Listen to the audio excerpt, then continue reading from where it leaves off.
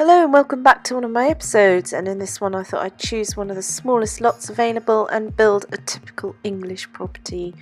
One that would probably cost about £450,000 in southwest London or £750,000 in somewhere like Wimbledon. So here's our small lot and let's see what a typical house will fill. Oh, we've got a meteor in the way. Excellent.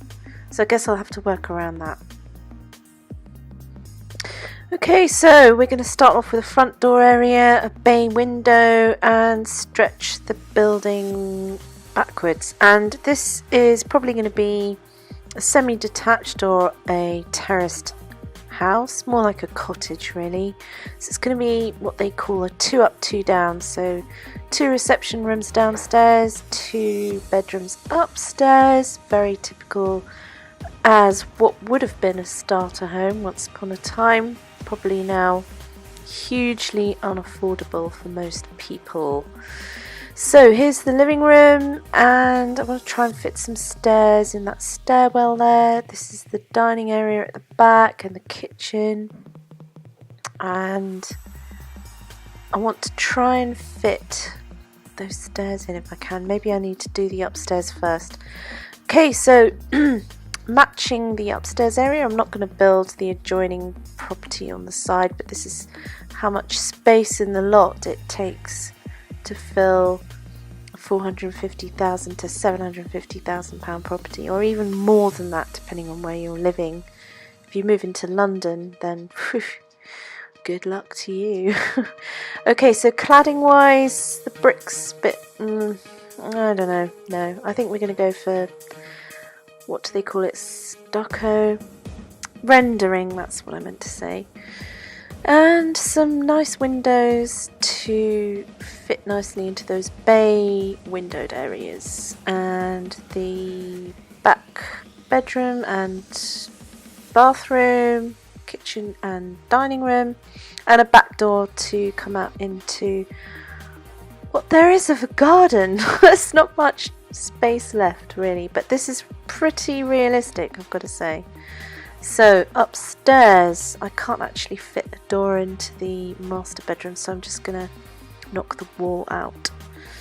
So into the living room, and I was thinking, you know, this is actually the bare bones. Put some wallpaper in, but once you put the kitchen and bathroom in, everything else is just you know, an extra expense. But this is pretty much how you can fit all the furniture into this sort of size property. Living room in with the TV and this big sofa, and of course a typical Victorian 2 up 2 down has a chimney breast in there. Normally workable, and in fact they've made a bit of a comeback. People tend to have wood burners these days, which is, you know, very cozy. So we can fit in another, we can't even fit the biggest rug in, so smallish sized rug. Yep, that'll do. And we need a coffee table, maybe some plants. Let's get a coffee table and a lamp. A couple of lamps, it's nicely lit. I don't like that coffee table, let's get another one. That's good. Okay, so there's the bare bones of the living room in place. We need some curtains. Can't find any that will fit. Blinds, that'll do. Okay, and then we've got this little cubbyhole area under the stairs as well, which is kind of nifty. And get some lighting for the hallway. And then this back room is a dining room because it leads straight onto the kitchen. And it has another fireplace, so I cheat to put that in because it takes up too much room otherwise.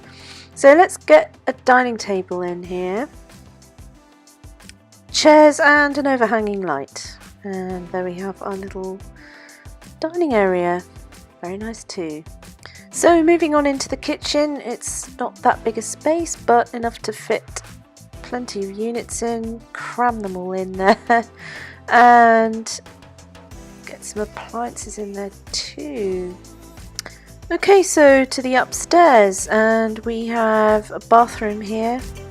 It's a bit of an oversized bathroom given the property is so small, but I have seen some houses use this as a bedroom and then put a bathroom adjoining onto the kitchen downstairs, which isn't ideal, but you know, you have to make the most of the space you have. So this is a child's room combined with a study, because there's nowhere else to put a study, let's face it. So lots of children's stuff in here. Let's shift that in a bit. Pictures on the wall. Just keep it cute. Stuff to hang your PE kit and school stuff, a teddy bear. Let's put one there. Cute. A little peg box and xylophone and pirate chest. Yes. So that's the kids' room. So master room.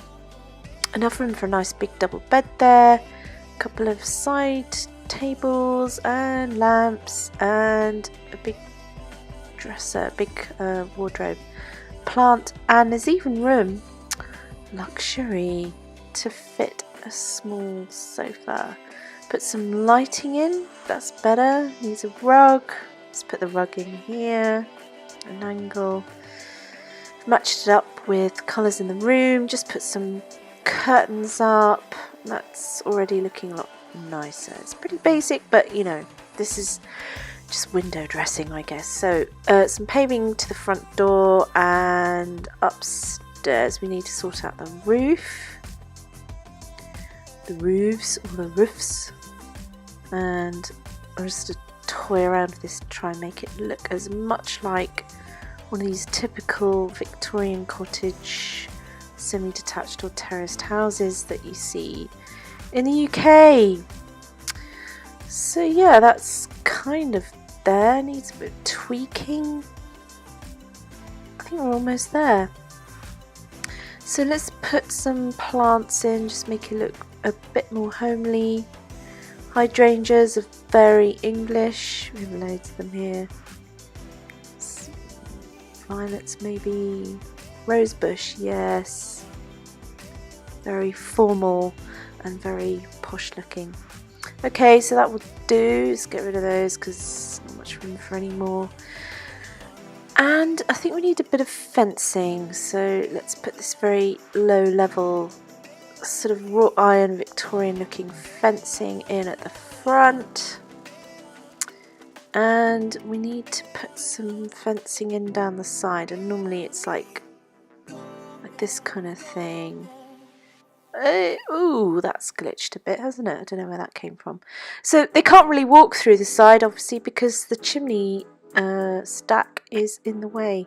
But that's the size of the garden. Look at that. Wow, I've tried putting in a child swing, but I think it's more important to entertain and put a barbecue in and a little dining area, because people have to entertain, don't they?